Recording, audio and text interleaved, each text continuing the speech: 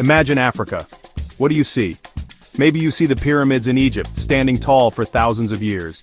Maybe you see the incredible markets of Lagos, buzzing with energy, music, and the smell of jollof rice. Or maybe you picture the vast Serengeti, where lions and elephants roam free under a giant sky.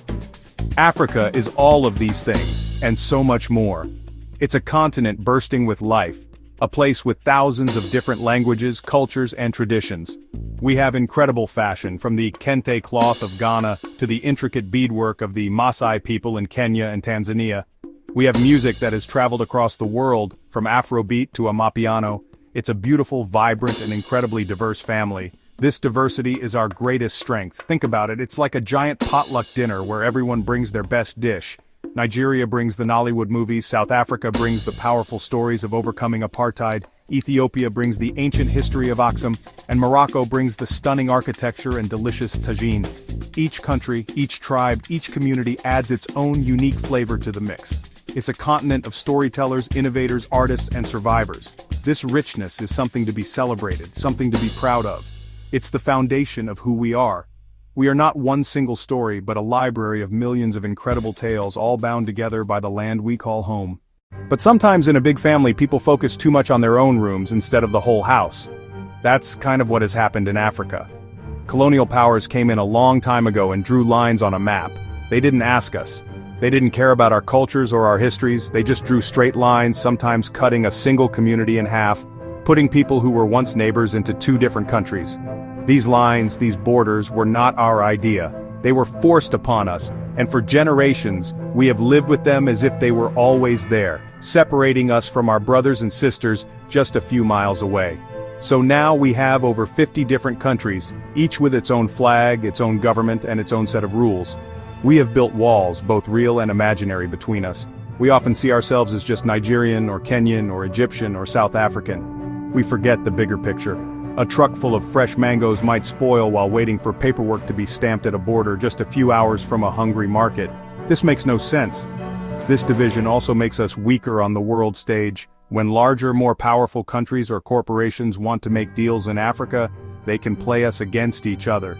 They can go to one country and say, "Hey, we'll give you this deal," and then go to the neighboring country and offer something slightly different, forcing them to compete. It's the classic divide and conquer strategy, and it has been used against Africa for centuries. Then there is the issue of security. Problems like terrorism or civil unrest don't respect borders. They spill over from one country to the next, creating instability for entire regions.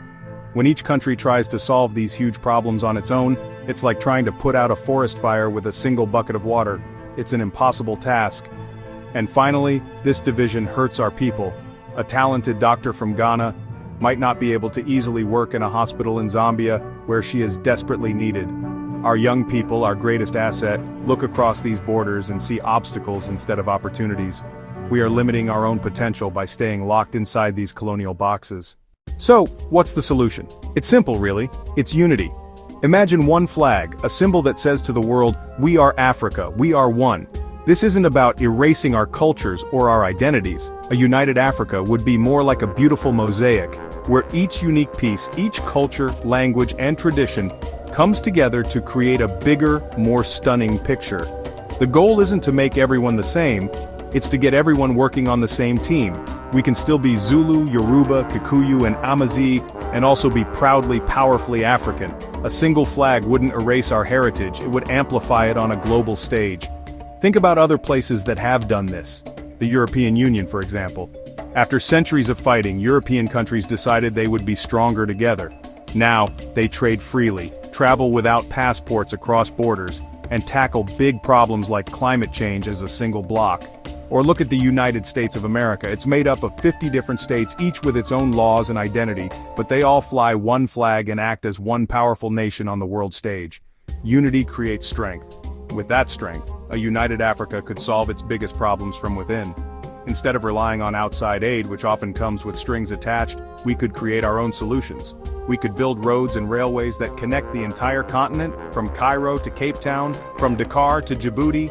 We could pool our resources to build world-class universities and research centers, stopping the brain drain of our best and brightest minds who leave for opportunities elsewhere.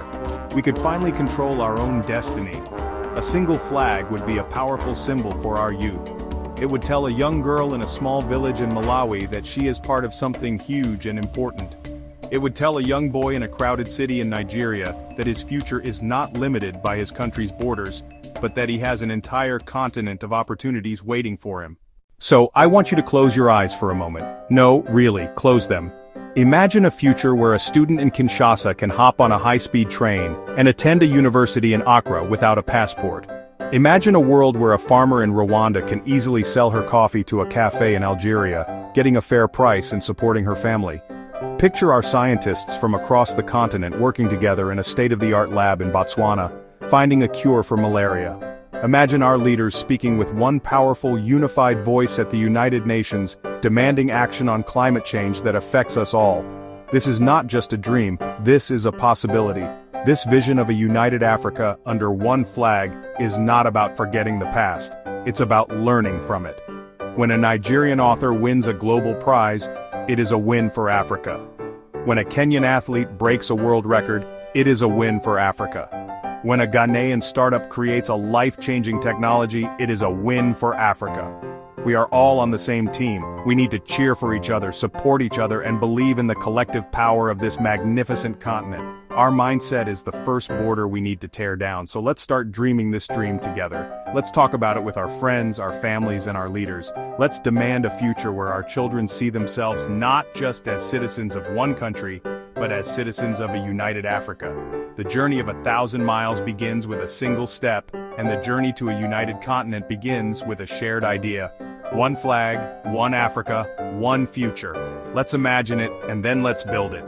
Because when Africa rises, it will not just be good for Africans, it will be good for the entire world. The time is now.